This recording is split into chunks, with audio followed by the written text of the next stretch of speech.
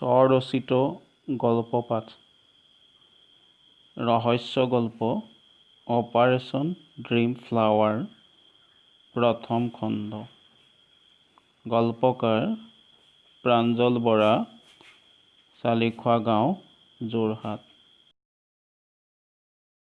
মোৰ এই গল্পটো প্ৰকাশ হৈছিল নৱবৰ্ষ বিশেষ সংখ্যা বিস্ময় জানুৱাৰী 2020 চন।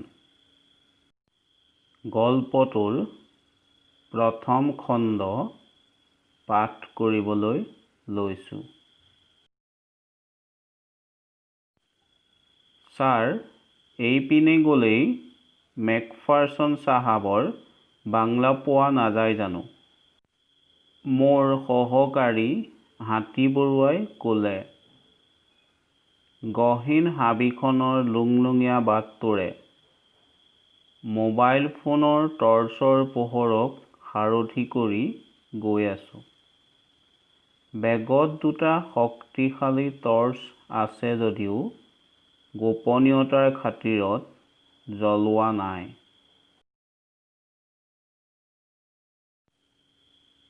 মোৰ হিচাপত আৰু 5 মিনিটমান গ'লেই আমাৰ লক্ষ্যস্থান ৰৌমাৰী বিল পামগৈ। ৰৌমাৰী বিলতে মাঝৰাতি 100 বছৰৰ পাছত বিশেষ ফুল এবিধ ফুলিব বুলি মোৰ ধাৰণা। সেইবিধ ফুলৰ পাপৰিত মাৰাত্মক ৰোগ প্ৰতিকাৰ কৰাৰ শক্তি আছে বুলি অঞ্চলটোৰ মানুহে বিশ্বাস কৰে।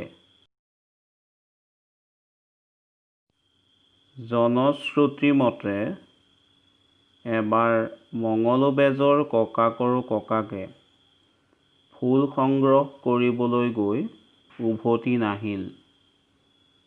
পাছদিনা পুৱা বিলৰ পাৰত মূৰ কটা মৃতদেহটো পোৱা গ'ল। তেতিয়াৰ পৰা ৰৌমাৰী বিললৈ পৰাপক্ষত মানুহ নাযায়। হ'ব পাৰে ফুলপাহে কৰ্কট ৰোগো নিৰাময় কৰিব পাৰে। মেকফাৰ্চন চাহাবৰ পৰিত্যক্ত বাংলোটো 10 মিনিটমান আগতেই পাৰ হৈ আহিলোঁ। হাতী বৰুৱাই কথাটো লক্ষ্য নকৰিলে। মই ক'লোঁ, আমি মেকফাৰ্চনৰ বাংলা অলপ সময় আগতেই পাৰ হৈ আহিলোঁ। হাতী বৰুৱা মোবাইলৰ পোহৰত খুপি খুপি আগুৱাই গৈ থাকিল। নিয়ৰে গছবোৰ তিয়াই পেলাইছে। ছুৱেটাৰ জেকেট পিন্ধি থাকিলেও জাৰত কঁপি গৈছোঁ। কাপোৰৰ আৱৰণৰ বাহিৰত থকা শৰীৰৰ অংশত গছৰ পাত লাগিলে ছুৰীৰে কটাৰ দৰে লাগে। শিয়াল আৰু আন কিছুমান নিশাচৰৰ মাতে পৰিৱেশটো জয়াল কৰি তুলিছে।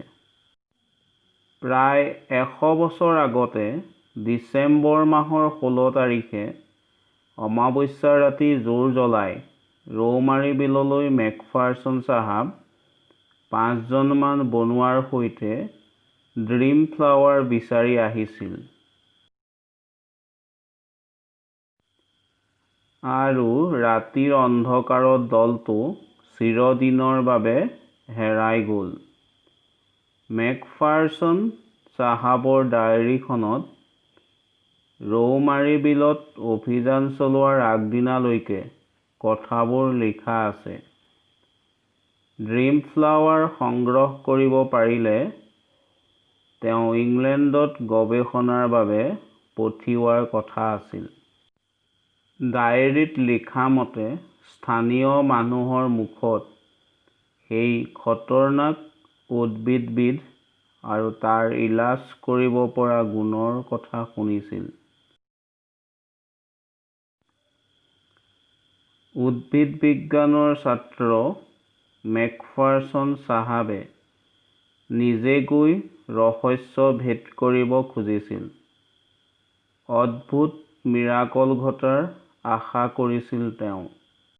মোবাইল ফোনটোত সময় কিমান হৈছে চালোঁ। 11:15 গৈছে। আমি হাবিৰ লুংলুঙীয়া বাটেৰে এঘণ্টা আহিলোঁ। মোৰ সময়ৰ অনুমান ঠিক হ'লে আৰু 5 মিনিট পাছতে বিলখন পামগৈ।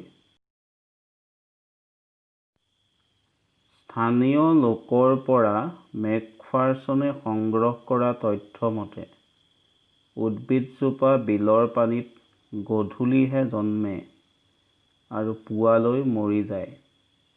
কালিকা লগা উদ্ভিদজোপাত শয়তানে বাস কৰে আৰু ফুল সংগ্ৰহ কৰিবলৈ যোৱাসকল তেজ বমি কৰি মৰে। এতিয়াও স্থানীয় মানুহে ৰৌমাৰী বিলৰ কথা শুনিলেই ভয় কৰে। চিপ চিপকৈ বৰষুণ এজাক পৰিবলৈ আৰম্ভ কৰিছে। আপদীয়া বৰষুণ, অমাৱস্যাৰ অন্ধকাৰ, কীট-পতংগৰ মাত সকলো মিলি ভয়ংকৰ পৰিৱেশ। ৰৌমাৰী বিলৰ পাৰত ৰৈ নীৰৱে পৰিৱেশটো চাই ল'লোঁ। বিলৰ পানীত তৰাৰ দৰে বস্তুৱে তীৰ বিৰাইছে।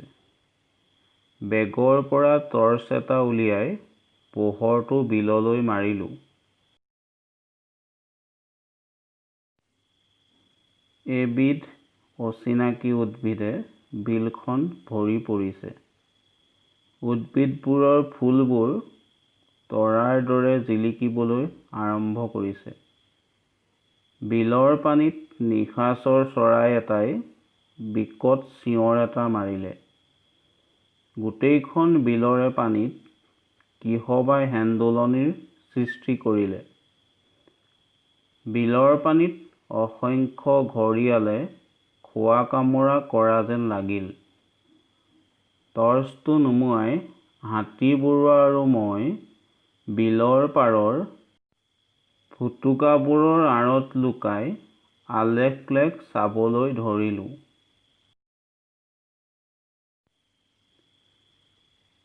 এসময়ত বিলখন নিজাম পৰিল। 100 বছৰৰ পিছত ফুলা ফুলবোৰৰ তিৰবিৰণি চলি থাকিল। আমাৰ ঠিক বিপৰীত ফালে বিলৰ পানীৰ মাজত চাকিৰ দৰে পোহৰ এটা দেখা পালোঁ। পানীত বঠা মৰাৰ শব্দ এটাও কাণত পৰিল। পোহৰটো অলপ ওচৰ পৰাত দেখিলোঁ কলগছৰ ভুৰ এখনত লণ্ঠন এটা জ্বলাই 7টা মানুহ আহি আছে।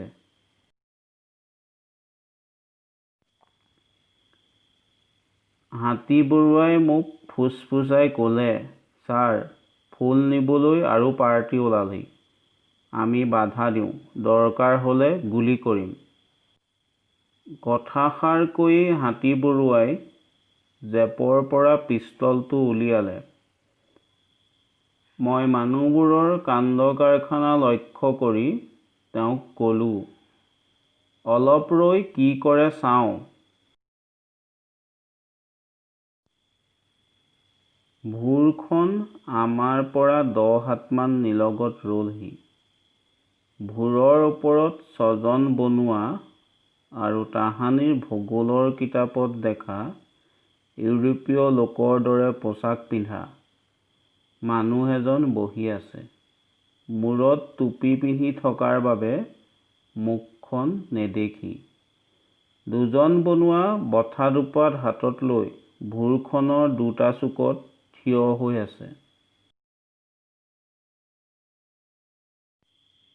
ইউৰোপীয় পোছাক পিন্ধা মানুহজনে ইংৰাজী-অসমীয়া ভাষাৰ মিহলি শব্দৰে বহি থকা বনুৱাকেইজনক কিবা এটা নিৰ্দেশ দিলে।